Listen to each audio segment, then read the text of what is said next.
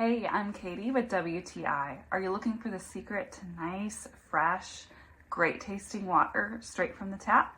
Well, then it's this Waterdrop under sink filter that I've got right behind me. I was always hesitant to install a filter because, first of all, how difficult it would be.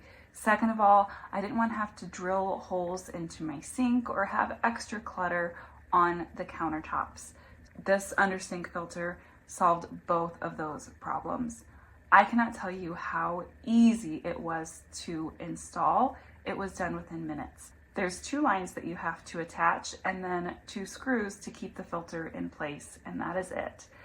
There's also a timer that comes with the filter that you can place anywhere, and you set it when you start the filter, and in 6 months it's going to go off letting you know that it's time to replace it. I also love that it does not take up a lot of space, so I can still keep all of those under sink things under my sink.